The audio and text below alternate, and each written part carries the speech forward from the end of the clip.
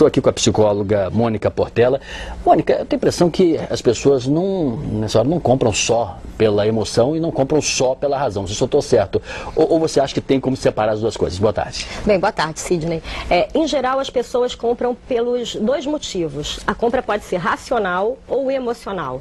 Geralmente, quando uma pessoa compra pela razão, é porque ela precisa de um determinado produto. No entanto, o apelo emocional ocorre quando a pessoa está comprando uma ideia, um conceito, uma emoção. Aí é que a compra acontece mais em função do apelo emocional. Ou seja, a pessoa não compra porque ela precisa, ela compra num impulso, porque na realidade ela está tentando adquirir algo que não é aquele objeto em si, mas é um conceito, uma ideia, uma emoção que ela iria adquirir através daquele objeto. Interessante. E qual é o limite daquele consumo exacerbado, exagerado, desse consumo que não é que seja saudável, mas compreende-se, né, que alguém queira adquirir alguma coisa e ofertar para o filho, para o sobrinho, para uma criança. Mas quando aquilo ultrapassa o limite e fica uma coisa meio doentia? Tá. A coisa fica doentia quando você ultrapassa o seu orçamento.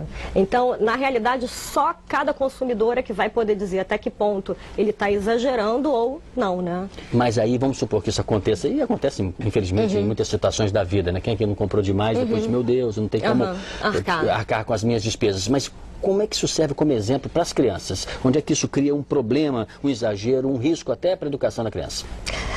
Bem, em primeiro lugar, a criança não pode ter tudo aquilo que ela quer, né? No mundo adulto, a gente não pode ter tudo aquilo que a gente quer o tempo inteiro. Então, os pais, eles precisam realmente dar um limite para as crianças, né? Então, vai escolher um brinquedo do Dia das Crianças, não precisa comprar todos, naquela listinha. Mas hoje quem pauta é a criança que pauta o pai, e não os pais, e não necessariamente os pais hoje em dia, né? A criança fala, eu quero ganhar aquele presente, e é aquele.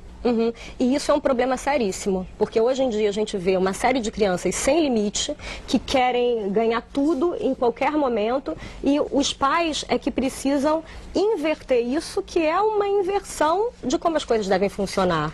Então, os pais precisam explicar para a criança o orçamento que eles têm para comprar um determinado presente, e a criança deve escolher um presente dentro daquele orçamento, né? Mas não exagerar e pedir 1 milhão de presentes. Agora, se o pai ou a mãe sempre dá um determinado presente, na realidade esse pai e mãe estão mal acostumando seu filho. Então o melhor para você conter o impulso de uma criança é limitar, né, até onde ela pode ir, e os pais é que devem fazer isso, não é? Porque senão a criança, quando virar adulto, ela vai mandar a sua própria vida, não é assim, né? Exatamente, Sidney. Os pais é que vão precisar dar esse limite, né? Não só de quantidade de presentes, mas de valor dos presentes. Até que idade, doutora, que lhe parece que é razoável fazer isso?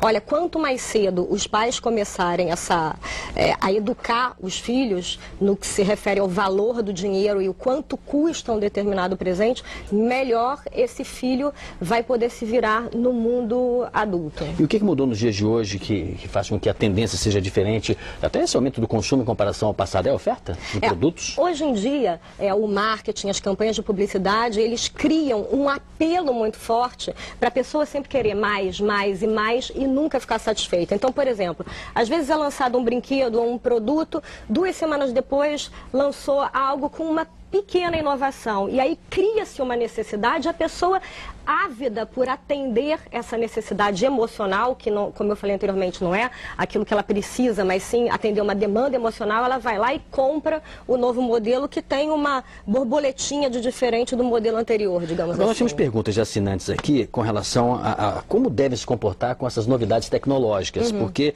tá aqui, olha, temos um exemplo recente do recorde de vendas da Apple, vendeu mais de 2 milhões de tablets iPads em menos de 2 meses. Então tem muita criança, pré-adolescente, até adolescente, que quer ganhar esse produto específico que é caro. Está muito acima da média que se diz aí de consumo de R$50. Como é que os pais, nesse momento, resolvem isso? A melhor coisa é chegar para o filho e explicar, fazer com que a criança entenda o valor do dinheiro, colocar que não vai ser possível e, de repente, até bolar um plano para a criança, né, de que se ela economizar mesada ou der uma parte do dinheiro e o pai der outra parte, lá na frente vai ser possível atender aquilo que ela quer. Tem até uma pergunta, já vou descobrir o nome do pai que mandou, da mãe, mas se diz o seguinte, que o que mais ele ou ela sofre, eu não me lembro se é o pai ou a mãe, mas o que mais sofre é quando a criança chora.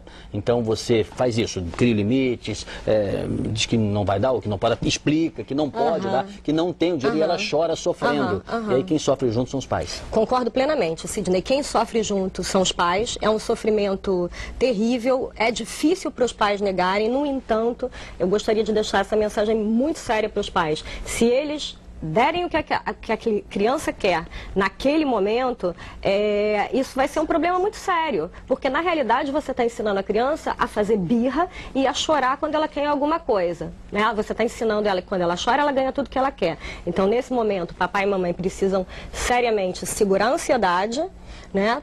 E manter o controle, não dar o presente e repetir várias vezes, como fosse até um disco rachado. Olha, papai já explicou que não tem o dinheiro para dar para você, vamos fazer um plano. Ou seja, a criança precisa aprender, né, a conhecer um pouquinho da perda da vida também. Exatamente. Não só dos ganhos. Quem disse isso, que fez essa pergunta é o José Emílio Teixeira, estou me lembrando aqui. Ele disse que o filho dele sempre sai chorando, né, quando ele sai de uma loja de brinquedos sem comprar nada, ele acaba comprando, e nem que seja um carrinho, às vezes de R$4, só para evitar que o ataque dele, né, repercuta em algo maior.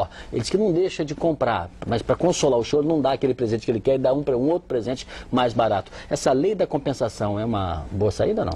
Tá. Mais uma vez, eu entendo a ansiedade dos pais, né? No entanto, de novo, é melhor não dar. A criança precisa aprender que na vida existem limites e que a gente não pode ter tudo o que a gente quer na hora que a gente quer, né? Quando você diz não para o seu filho de uma maneira carinhosa e ensina a ele o valor do dinheiro, você vai estar preparando o seu filho para a vida adulta. É o melhor que você pode fazer por ele. Olha, a Juliana Saboia, nossa assinante, que fez aquela pergunta, né? Se a criança deve ganhar tudo ou não, se é prejudicial, ganhar muitos presentes, um só, e acho que você, de certa forma, já respondeu aqui. Quero agradecer a Mônica Portela, então, para os pais também deixarem de ter muita culpa, né? Já estão educando seus filhos com tanto amor, quando existe o amor, que é o mais importante, né? O resto você vai administrando conforme a situação também. É verdade, né? É verdade. Temos suas famílias no mesmo patamar, né? Então, é verdade. Assim. Tá certo, mano. Obrigado por ter vindo aqui ao Conta Corrente.